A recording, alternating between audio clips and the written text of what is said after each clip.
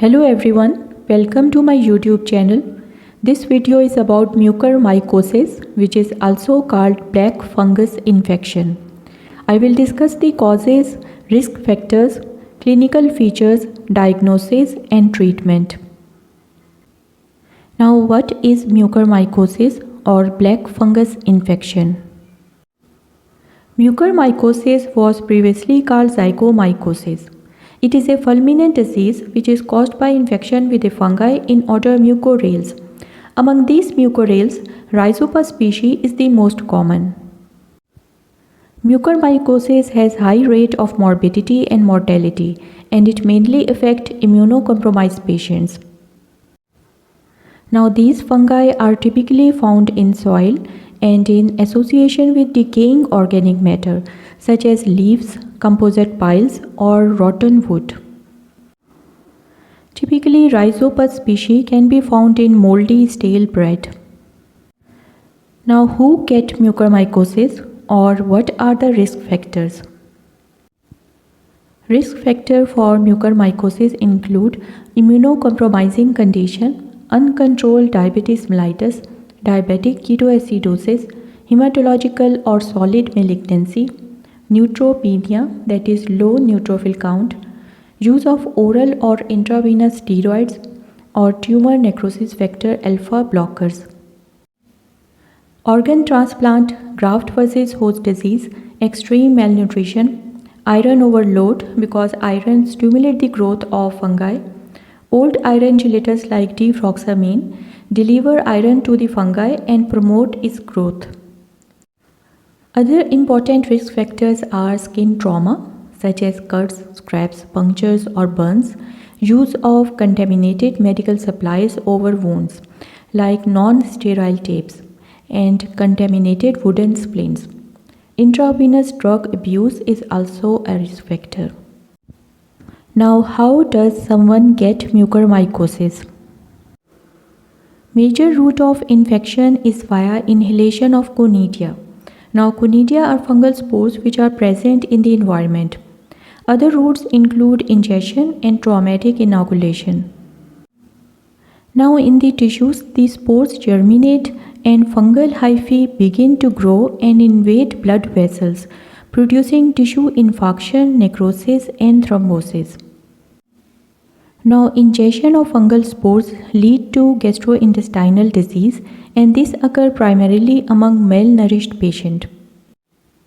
When fungal spores are deposited in nasal terminates, RHINOCEREBRAL disease develops. When spores are inhaled into lungs, pulmonary disease develops. And when fungus is introduced through the interrupted skin, cutaneous disease develops. Now, mucormycosis is not contagious and it does not spread from person to person.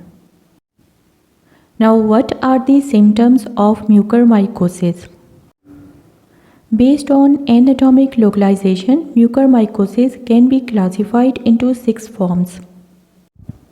First is rhinocerebral mucormycosis. Initially, there is unilateral retroorbital headache, facial pain and numbness. Fever, hyposmia and nasal congestion is also present. This is followed by orbital swelling, facial cellulitis, proptosis, ptosis and chemosis. There may be necrotic eschar with a black purulent discharge in the nasal cavity, on the hard palate or on the face.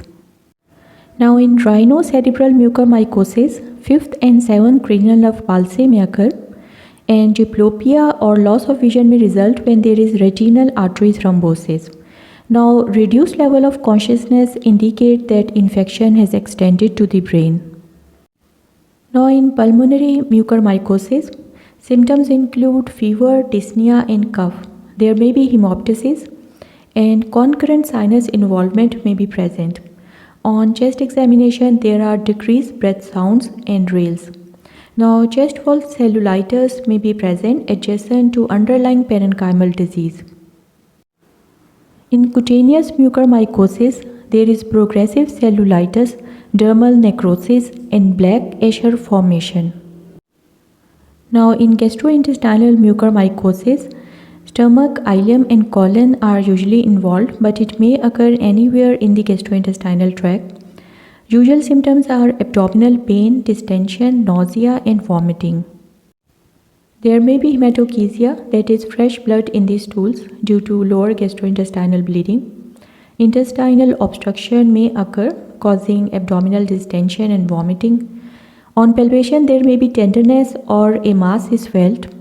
Now, intestinal rupture may occur and this may lead to peritonitis. Now, fifth is disseminated mucormycosis. In this, kidneys, bones, heart and other organs are also involved, and this is a severe disease and has worse prognosis. Sixth type is central nervous system mucormycosis. It is characterized by headache and decreasing level of consciousness. Now, focal neurologic signs including cranial nerve deficit may also occur in this condition.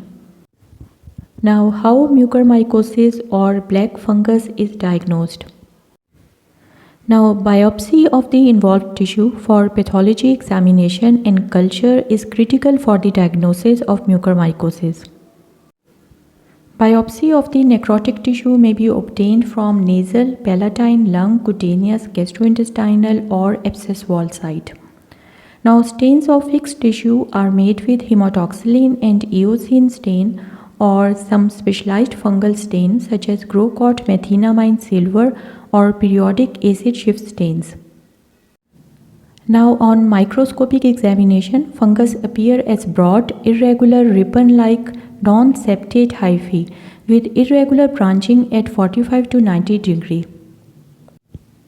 Other laboratory studies include complete blood count to assess for neutropenia, blood glucose, serum bicarbonate and electrolytes, arterial blood gas study, iron studies. It may show increased ferritin level and low total iron binding capacity. In case of CNS disease, CSF may show elevated protein and modest mononuclear pleocytosis, and cultures are usually sterile. Blood cultures are also negative. Now, a quantitative PCR test for detecting circulating mucorales DNA is under research, and it is not commercially available now. Now, the imaging studies. Head and facial CT imaging should be the initial investigation in rhinocerebral infection. Plain films in case of sinus involvement show mucosal thickening, air fluid level and bony erosion. Now, MRI of the facial sinuses and brain is superior to CT scan.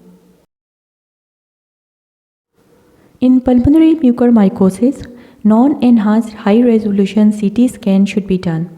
It may show pleural effusion, nodules, consolidation, ground glass opacity, and reverse halo sign, which is a nodule with central ground glass opacity and a ring of peripheral consolidation. In case of gastrointestinal mucormycosis, abdominal CT scan may show a mass associated with gastrointestinal tract. Esophagogastroduodenoscopy may show areas of tissue necrosis, especially for biopsy. CT scan or MRI of the central nervous system may show abscesses or extension of rhinocerebral disease into the brain or cavernous sinus thrombosis. Now, how is mucormycosis treated? Now, treatment of mucormycosis requires a rapid diagnosis, correction of predisposing factors, surgical resection, debridement, and appropriate antifungal therapy. First-line antifungal drug is a liposomal form of amphotericin B. It is given in a dose of 5 mg per kg per day. Other antifungal options include amphotericin B deoxycholate, isavuconazole, or posaconazole. Thanks for watching. Please like, share, comment, and subscribe to my YouTube channel.